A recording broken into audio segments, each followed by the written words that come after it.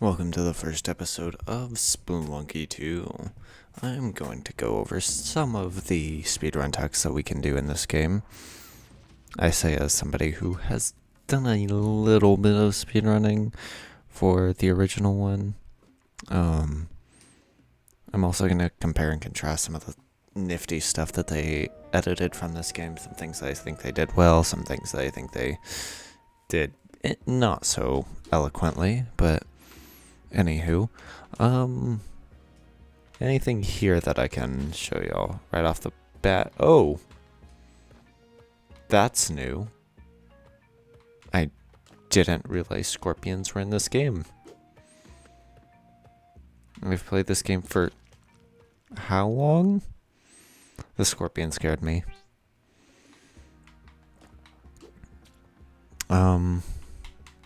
So yeah, that's unfortunate. Because, bad at the game. So one of the, recent things that I've noticed that they changed is hitting X on walls. You can do some, weird whip back thing, which I don't entirely know what its purpose is.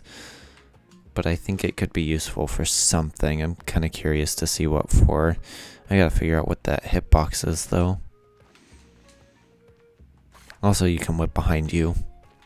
Super useful, especially when you don't get turned around or your orientation isn't quite what we would call ideal. Is it the most useful thing? Probably. It's going to be one of the most useful and commonly used tech in this game. Especially for newer players. Just, make sure you get all your pots.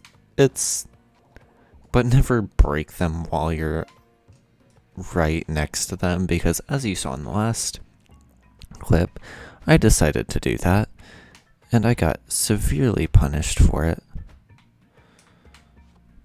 Because, well, I didn't really get punished for it. I had a good example of why you shouldn't do that, because if I had broken that pot where I was standing, I would have had a very grumpy scorpion that decided that, hey, I'm just going to, stab you through the heart.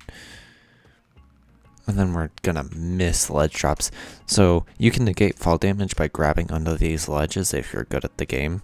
I'm obviously not, because I messed that up and I just did what I told y'all not to do. Don't break the ghost pot until you're sure that you can get to the bottom of the level, because otherwise, if you break the ghost pot, you'll be dealing with this.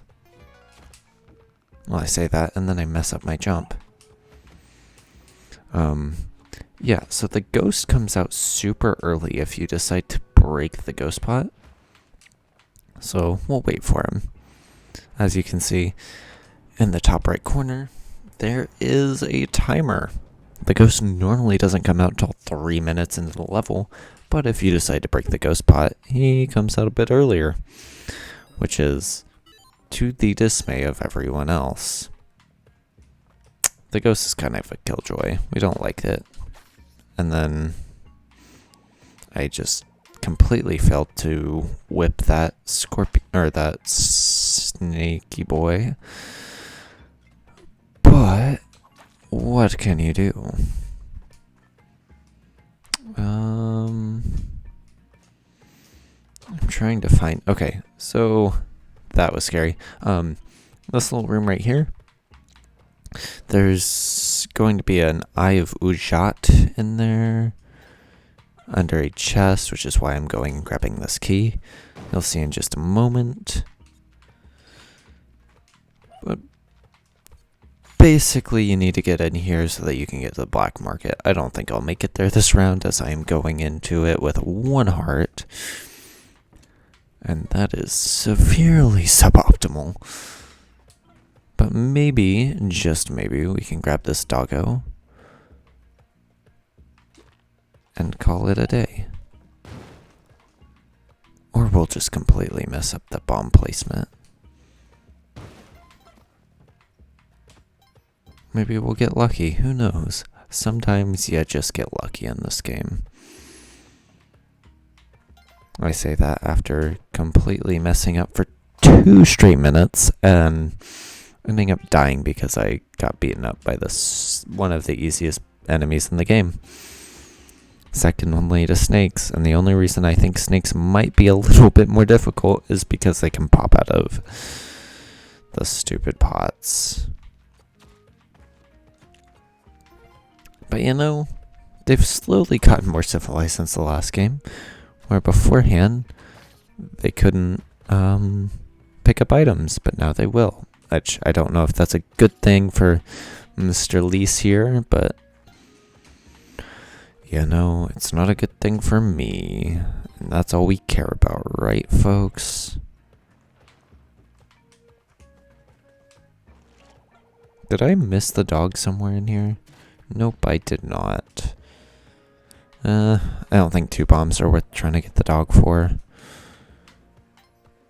Also, this is a nightmare to try and fall into. So yeah, usually it's worth it to like spend 1 bomb to go grab a dog, but like they only go 2 blocks in any direction, which makes it a little bit less appealing for me because it was 3 blocks away at the least. Also, you can kill the shopkeep. You'll be at a major detriment for the rest of the game. But you can do it. Now you might be asking, Queller, why would that be a detriment if you get to take all of his stuff? Well, my little lad, you shall see. Because for the rest of the game, we get to deal with a mad shopkeep.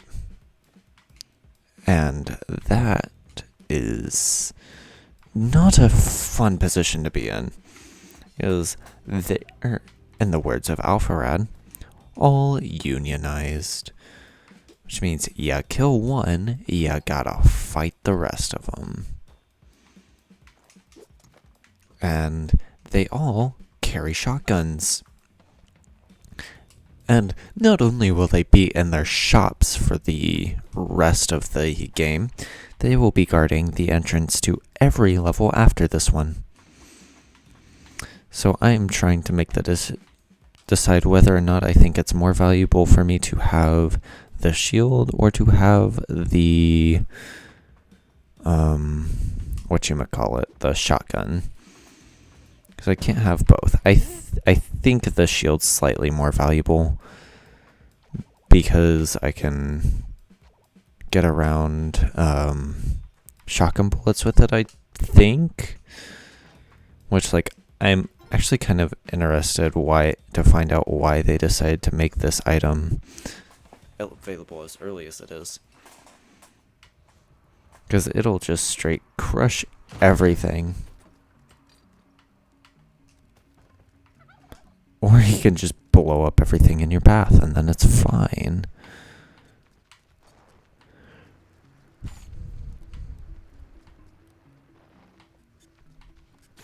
And we can crush everything. That's probably why, or that's why I think the shield may have been a better option here. It's because it blocks bullets. It basically does everything you'll ever need in this game. It makes some things a little bit more difficult, but even then, that's kind of few and far between. Which, we'll just do some secret tech right there. Because you can throw ropes to get around the stupid arrow traps. Which is actually kind of useful. I don't know why that killed him. I jumped right on top of it. But it is what it is. I don't like not being able to see down there. That's scary.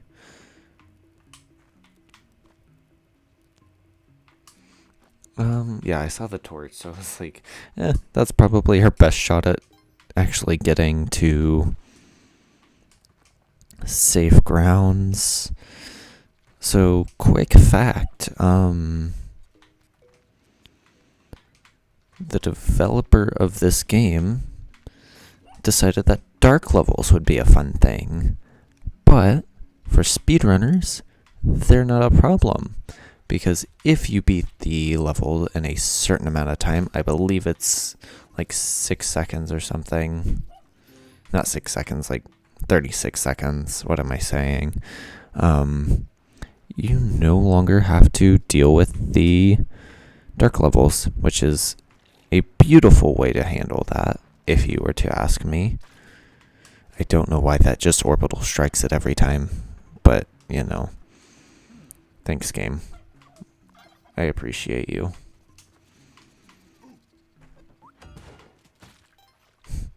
And I got absolutely lucky there that I didn't get my face blown off. I'll drag the dog all the way back so that we can have for life. We have also 20 bombs, which is kind of insane. Time to find something out, though. Okay, well, I misgauged that entirely. I don't like that. That's unfortunate.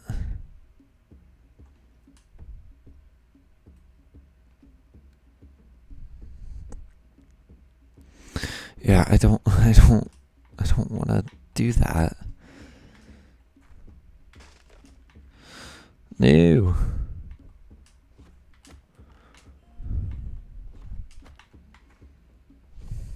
Okay, we're gonna do that. That's exactly what I wanted. There we go. Epic Gamer plays. Yeah, because... Well, I was gonna say, the spiders activate if you're right under them. But, you know, we're bad at the game, so it is what it is. You win some, you lose some. I was so close to getting to the second level, or second world, but now I have to restart, which is, like, unfortunate, but, you know, we'll stop the recording there.